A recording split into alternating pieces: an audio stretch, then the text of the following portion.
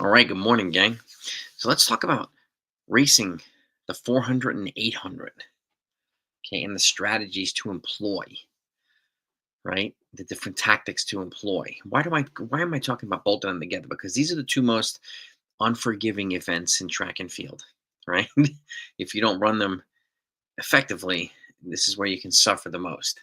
This is also the events where there are most frequently relays, right, in the track meets as well. 4x4 and 4x8. DMRs aren't in every meet. 4 by mile, not every meet, but there's always a 4x4. There's always a 4x8, right? And whether you're a distance runner who's stepping down or whether you're a long sprinter stepping up, all these things apply. Okay. So let's break this down. Okay. I'm Coach Jason, by the way, from Top of Line Running. As always, make sure that you're doing a good warm up. Okay. Good drills and strides. Make sure you're prepared for your events. Okay. Now let's break down a 400 meter first. Okay. 400 meter, obviously. Indoors and outdoors, there's a little bit different. Indoors, you can tie in after the first lap. You can cut in, and there's positioning that you have to worry about. Outdoors, you don't have to worry about positioning, okay, because you stay in your lane the whole race. Okay, so there's no jostling or anything like that. If somebody comes into your lane, they're disqualified. So, and you're also starting staggered in the 400-meter race. So very rarely are you all together at some point. When you're not going to really be together until you're the last 100 meters, for the most part. So just some little things to keep in mind, okay? But let's break down how to race the 400 meters, okay? Obviously, you want to get out hard for your first 100 meters. And by the way, if you have any questions, put them in the comments, gang. Coaches and athletes, please make sure you're subscribed here if you haven't done that yet. I'm going to talk about a lot more stuff, okay? But so if you want to get out hard for the first 100 meters, okay, your start is absolutely important. You want to get to 80 to 85% max speed in about first 30 meters, first 35 meters. Set yourself up to come into that first straightaway in a good position and with momentum. This is not where you want to make moves or match other people's moves or respond to people's moves. The people that go out too fast in a 400 will very, very likely come back. Okay, and I talk to a lot of folks about this. You know, if you're looking to run 50 or 49, you don't need to go out 22 for the 200. Okay, 22.6, 22.8. You go on 23 high, 24 low. You're much better positioned to come into that 200-meter split with momentum. Okay, and with a minimizing lactic and fatigue, and this is key. Okay, the better you feel at the 200 split, the better off you're going to be in the final 200. Okay, which is again maintaining speed into that 200, no responding to moves just yet because you don't really need to respond to moves yet. People are still establishing themselves and positioning themselves for that last 200 meters, the last 150 meters, the last 100 meters. Okay, and what you do the first half of this race is really going to help you dictate what you do in the second half of the race. Okay, now next up, like I said, maintaining your stride pattern. And if you can do that, you help maintain your speed as well. Stride pattern is important with 400-meter running as well. Just like it is in 400 hurdles. Maintaining the same amount of strides in between the hurdles will help you keep a mental clock and a physical clock of what's going on. Helps you check in, right? Similar tactics apply to the flat 400. Okay, and like I said, fatigue and lactic acid can start to emerge at the 200-meter mark. So being controlled in that first 200 meters is very important. You can go out hard, but you want to be smart when you go out hard. Ooh, we have a comment here. Up early taking notes, Riches. How you doing, Riches? Yes, sir. It's always a good time to talk about this stuff. Always a good time to learn. If you have questions, folks, put them in the comments. That's why I like to do these live streams so I can interact with coaches and athletes. So that way, if you have questions, I can answer them. I learn from you as much as you learn from me. Okay? And I thank you all for coming on with me on a Sunday morning. So again, strength is vital here, especially if you run rounds. You run the 400 prelims early in the day, you run the 400 finals later. Or if you run the 400 open, then you come back and run the 4x4 later. You need to be strong enough to come back and run it again later. And you want to have that second race as close to the first race as possible. You don't want to go on 50 and then come back later on around 55. So being fit is really, really important. And again, this is where it's a completely anaerobic event, but the aerobic system is so important to develop. in what's considered mostly anaerobic rep. But this is also where the anaerobic and the aerobic kind of merge together and work together. Okay, just like to do the 800. We'll get to the 800 in a few minutes. Okay, so going back to the 400 here. Okay, how do you maintain that strength? How do you build that strength? Well, I encourage folks to do one 800-meter type session per week. Okay, let's say speed endurance 200s, building towards 8 to 10 reps over time. You take a 2-minute recovery. Okay, 2-minute recovery. So let's just say you're looking around 50, or you want to break 50. Running those in 28, 29 for each 200 with a 2-minute recovery is going to help set you up for that. That also sets you up so that if you want to step up and run 800, also sets you up to get under 2 minutes. Okay, so this is where the 400 and 800 can combine. And tapping into that strength is a really, really good weapon to have in your tool shed. When you're a half miler, stepping down to the 4, when you're a 400-meter runner, stepping up to the 8. Okay, so but that 800-meter session once per week is absolutely critical. And I ask people, ask coaches, how often do you do an 800-meter session for your quarter milers? I very rarely hear the affirmative. So, which again sets you up. So when you're at the 300 mark, the aerobic and the anaerobic systems will be fully engaged. And what helps prepare you for that to occur? Doing a weekly 800-meter type session. And again, 800-meter type session like this, like speed endurance 200s. This is a great session for 400 and 800. Okay, so again, if you're a quarter miler, build towards 8 or 10 of those reps with a 2-minute recovery after each rep. Okay, and again, over time, you build towards 8 or 10 reps. Doesn't mean you have to go right now and do it. Okay, so again, because then when you hit that 300-meter mark, this is when the body starts to tie up, right? So, and this is where you want to maintain that cadence. Going back to that stride pattern. If you went out too fast in the beginning, it's going to be really hard to maintain that stride pattern in the last 100 meters. If you go out a little bit more controlled, but still aggressively, it's easier to maintain that stride pattern, right? To minimize the body tying up in that final straightaway. That's the last thing you want to do is tie up. Because this is where you can run 49.1 or 49.8 and you can be first or last. Okay, and then but if you go out more intelligently in the first, it'll put you in a position to pass guys who are tying up in the last 100 meters of the quarter mile. Okay, so those are things I encourage you to think about and employ for the 400 meters. Or again, to simplify it, sum it up. Okay, go out smart but hard. Okay, 80 to 85% in that first 300. That first 30 meters of the 100. Set yourself up in a position to come into that first straightaway, the second 100 meters, with momentum. Maintaining your stride pattern, maintaining that speed, okay? But going out intelligently. And again, if you're looking to run 50, you don't need to go out in 22, okay? You can go out in 23 high, 24 low, and be in a better spot than you would going out in 22. I understand some people do it, especially when you're more natural sprinters, the folks that run the 2 and the 4. I get it.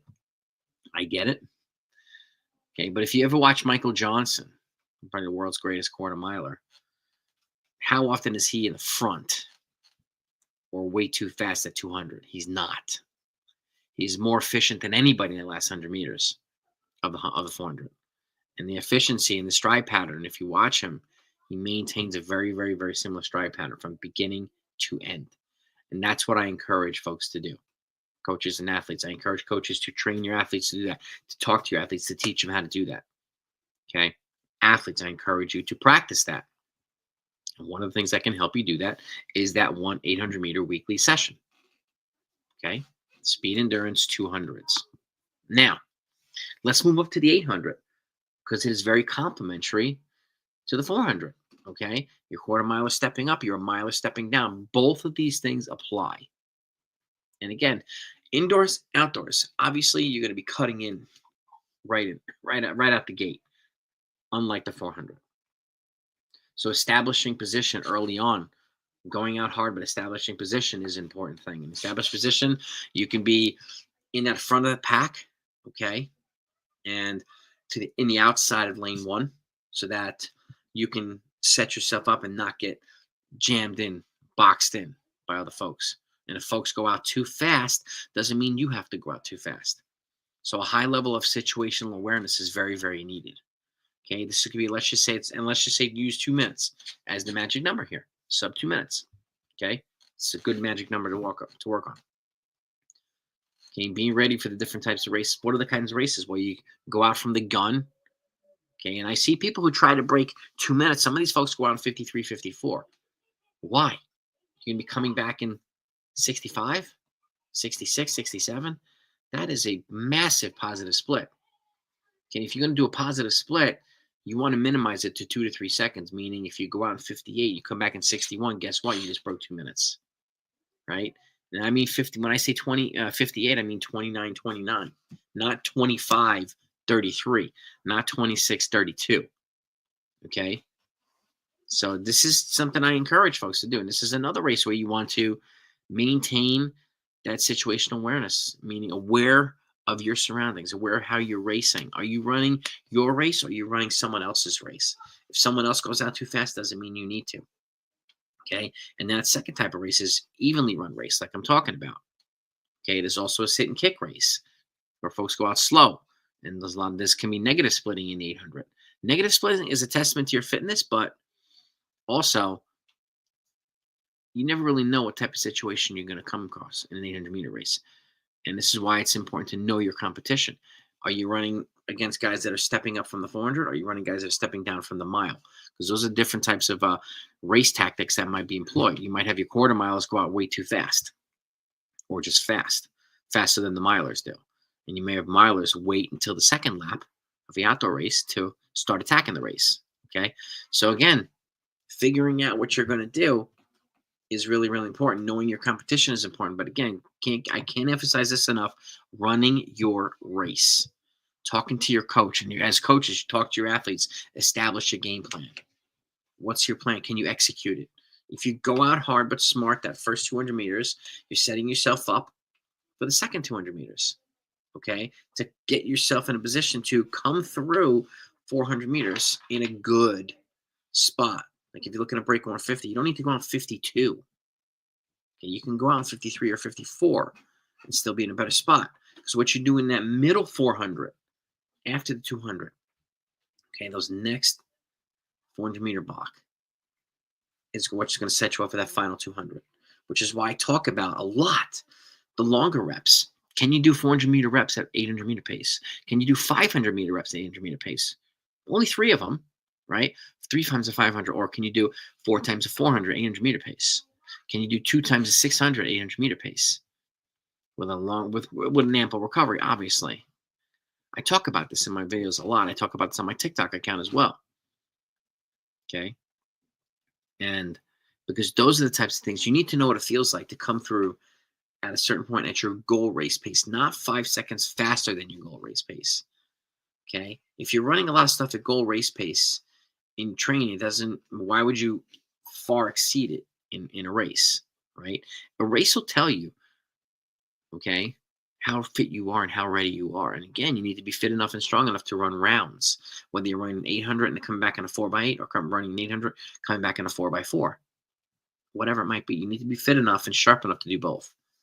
Okay. And again, are you strong enough to tap into your strength and your speed when you need to? When do you tap into it? Generally, the last 200 of an 800-meter race, right? Last 150. Are you strong enough to tap into it in 300 meters out? Throw your opponents off balance. Let them think, why is he going from 300 meter out? Why is she going from 300 meters out? Well, this is why a weekly mile pace session or just a mile pace session within a 2-week block is really important, right? The stronger you are in the mile, the better off you're going to be in the 800. And easier it's going to be for you to tap into your 400-meter speed as well. Because again, and I'll say this a lot, and let me get off screen for this. Nobody cares where you're at in the first 200 of the 800-meter race. Nobody. Especially college coaches who are recruiting high school athletes. They care where you are in the final 200. So, are you setting yourself up to run a good 800-meter race? Okay. Are you kicking past the front of the pack or the back of the pack? And that goes back to situational awareness. That goes back to good race tactics. This goes back to good coaching. Coaches, are you training your athletes to be aware of this stuff, or just throwing them to the wolves and figuring it out? Okay. Understanding the different types of scenarios is very, very important in 800-meter race. Absolutely critical.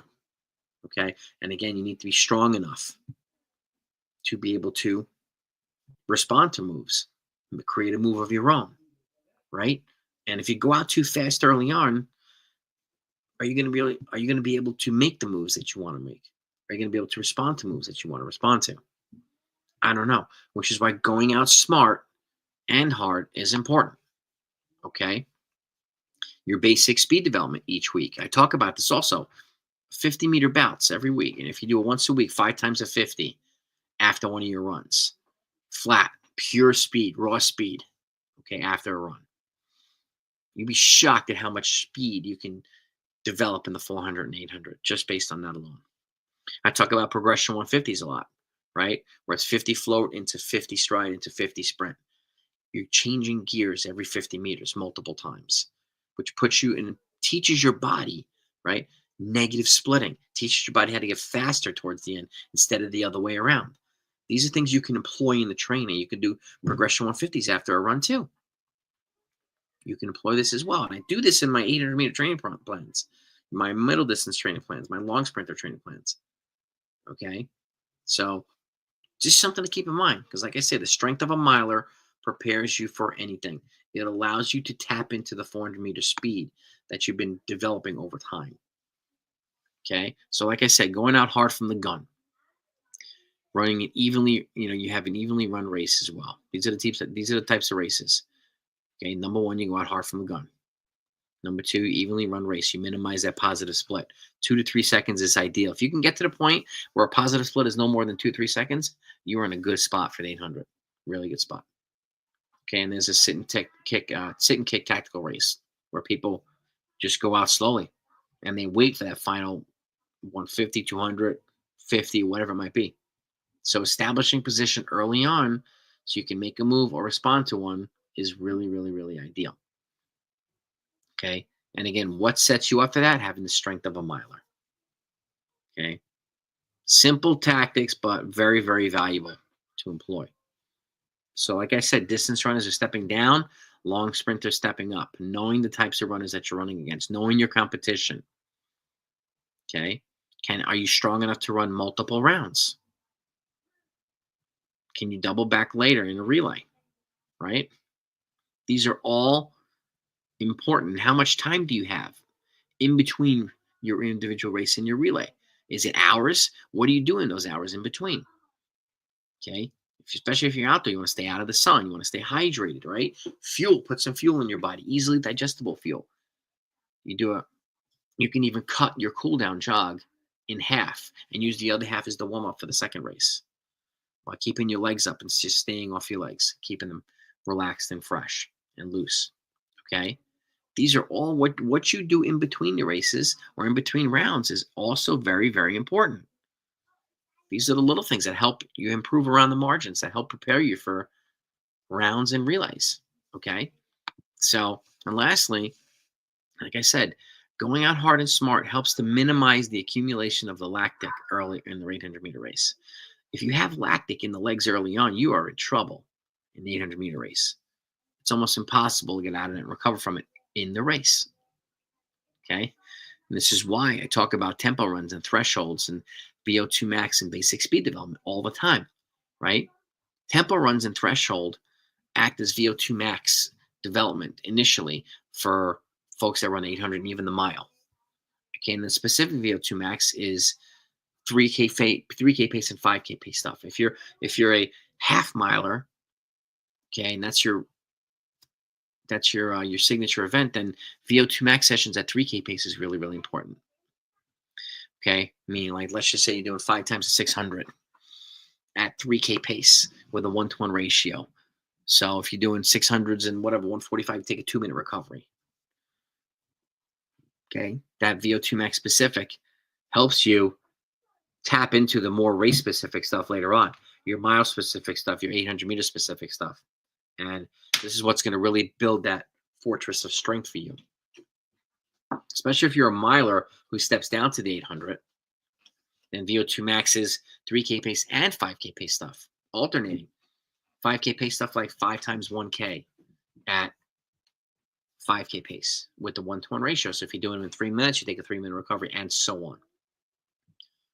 And then you can do 3K pace the following week after that as VO2 max specific, and cycle this into your training. And then the following week, you can do mile pace stuff and 800-meter pace stuff. And now you have a 2-week cycle of consistent, or 3-week cycle of consistent strength building. And you can incorporate the speed in there too. And you repeat this cycle for the season, you'd be shocked at how strong you'll get. Okay, but it also tells you which type of 800-meter runner are you. You learn throughout the seasons. Okay? You learn throughout the seasons. Now, last thing I want to talk about is breakthroughs. What do I mean by that? Okay, what do I mean by breakthroughs? Sometimes you need a breakthrough in the mile or a breakthrough in the 400 to take your 800-meter. Let's just say 800 is your signature event. You need a breakthrough in either the longer race or the shorter race to take your next signature event to the next level. Okay, which is why I talk about a balanced training program, which incorporates strength and speed. Okay, sometimes you need to run a couple seconds faster in the mile to get under 2 minutes in the 800. Sometimes you need to run a little bit faster in your 200 to get under 50 in the 400, whatever it might be. Sometimes you need to run a little bit faster in the 400 to get under 2 minutes in the 800. And coaching with the eye and taking notes, right? Notes. Just always have a pen and pad available to you. Write down what you see in training. Write down what you see in races. Are you seeing the same stuff in races as you do in training? Having consistency between the two is important as well. Are you racing the way you train? Okay. This is a question to always ask. Always. And I can't emphasize it enough. I really can't. So I hope you're still taking notes, Riches. And anybody in here, let me know that you're here. Just say hi in the comments so I can say hi back. So this is a very important one to talk. I wanted to talk about both of these today because they're intertwined with each other. Okay. And again, you can learn a lot about 400 and 800 in the track.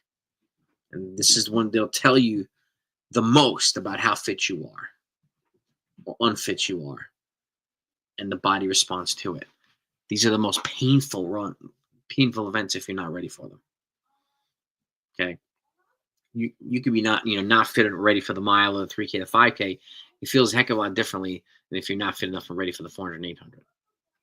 The lactic in your legs, it feels like you have a bear on your back and a dog biting you in the legs at the same time. Okay, which is why a well-balanced training program is so important. That's why I talk about this stuff on a regular basis, right? Tempo runs, thresholds, and so on. This should be a staple of middle distance runners training. VO2 max work, speed development. Okay, and then you incorporate the 800-meter specificity later.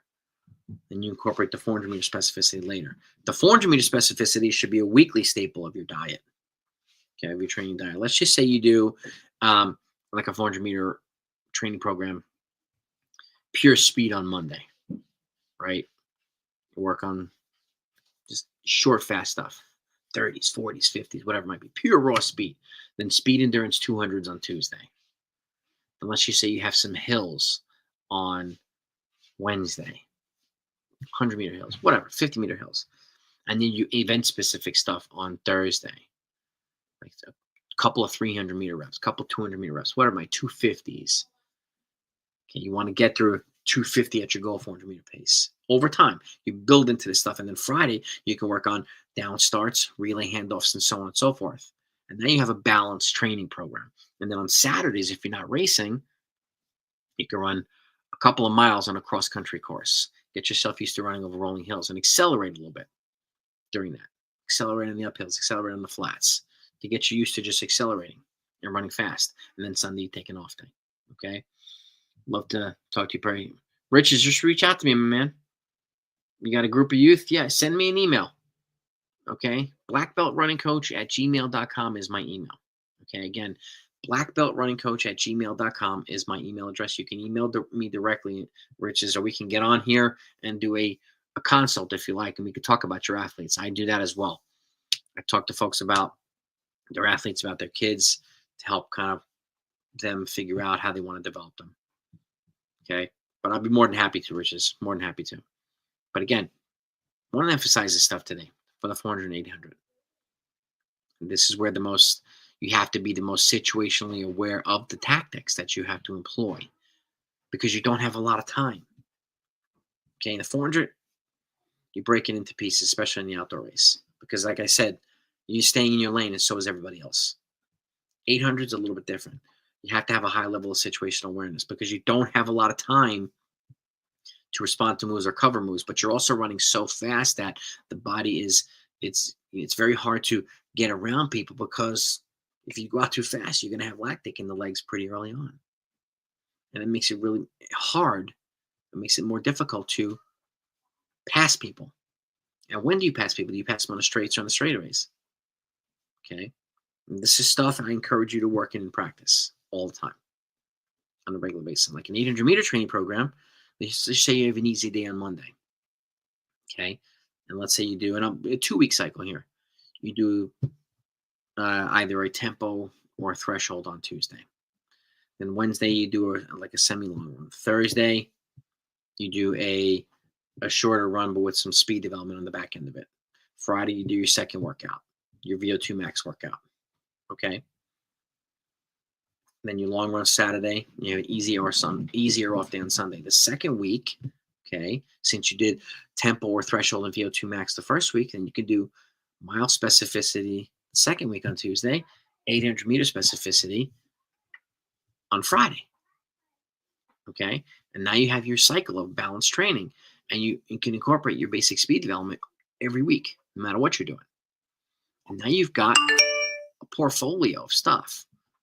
And if you do that repeatedly over a cycle, and again, I can't emphasize enough the importance of running over the summer. Okay, you run over the summer, and if you run cross country, even if you're not part of the top 70, not part of the, you don't need to be. But running over the summer and running cross country sets you so far ahead of the game for track. And I even test my athletes during cross country, even if they're middle distance runners and not part of the varsity or whatnot. I test them every 4 weeks to see how ready they are to transition to track. At the end of a workout, you test them a little 800-meter specificity, or so on and so forth, right? It also keeps them mentally engaged, especially if they're not racing much in crossing and they're just gearing up for track. It keeps them mentally engaged, gives them something to look forward to every 4 weeks. Oh yeah, I'm going to get on track. I'm going to get my spikes and so on and so forth. Yes. Yes. I encourage folks to do that too. I build these into my training programs. Okay. And I encourage other coaches to consider. You don't have to do it. It's up to you to decide. But this is definitely a good component to incorporate into training.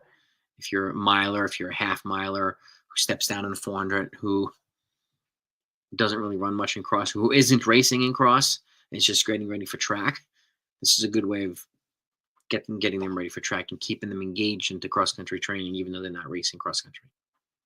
Okay, if that makes sense. So, but that's what I got for you today, gang. Your 400 race tactics, your 800 race tactics, and the different types of races that you can experience, and making sure that you're fit enough to respond to the different types of races. Because if you go out too hard, are you fit enough to come back from that? Are you fit enough to rig less than everybody else? Right? Are you fit enough to tap into your speed when you need it at the end of the race, in an evenly run race or a sit and kick race? Right? Those races tend to favor milers more than anybody else. But there are exceptions to the rule. There are quarter milers who step up to the 8 who could also be pretty strong and able to handle that stuff. And again, in the sit and kick race, the 400-meter runner hasn't tapped into his or her speed yet. So that's another thing to consider in these races. In the race that goes out really fast, they're going to be probably leading that in the beginning. But like I said, it doesn't matter where you are in the beginning. It matters where you are in the end. Okay? And this is what college coaches look for when they're recruiting athletes too. Is this athlete running consistently, running intelligently? Does he or she know how to race? And if not, why? Right? And this is where coaches, it's important to communicate with your athletes. An open line of communication. And as coaches, I say this a lot on my TikTok account too. We need to let the athletes know we have their backs. Right? So, and they need to feel like we have their backs, okay? Because sometimes we're the only people that the athletes want to come and talk to. Sometimes they won't even talk to their friends or their family. They'll come to their coaches. Sometimes we're their therapists, we're their shrink. And if they know we have their backs, then they can talk to us about what's going on. And if we can provide any value, if we can help them, okay? And it's going to help them not only in school, but in life, but on the track too. So being a mentor is good too. It's important. Okay, so, but back to the meat and potatoes here, 400 and 800. That's what I got for you today. Now, let me know, hit the thumbs up. And if you're not subscribed to this channel, please hit that subscribe button. Okay, and please hit and turn on the notifications too. Okay, next up, I'm going to talk about if I run such and such in the mile, what should my 5K and the 3K times be? Or what can I run for 3K and 5K? And I'm going to go from 6 minutes all the way down to 4 minutes. Okay, and I'm going to give you the 3K and 5K equivalents, or the 2 mile and 5K equivalents of what that mile should be. And this is why I encourage folks to test themselves at the mile. Test your athletes at a mile, because it tells you a lot about what they can run for the longer stuff and what can they run for the shorter stuff. Okay, that's going to be the next live stream, so get ready for that. And I've got a lot more too. Okay, I'm going to be updating my marathon training programs, my half marathon training programs. I'm going to do live streams on all of them, so I hope you're ready for them. And if you have any requests for other live streams, please put them in the comments. Send me an email. Okay, I like to accommodate as many requests as possible, and there are no bad questions. If you have questions, you ask them.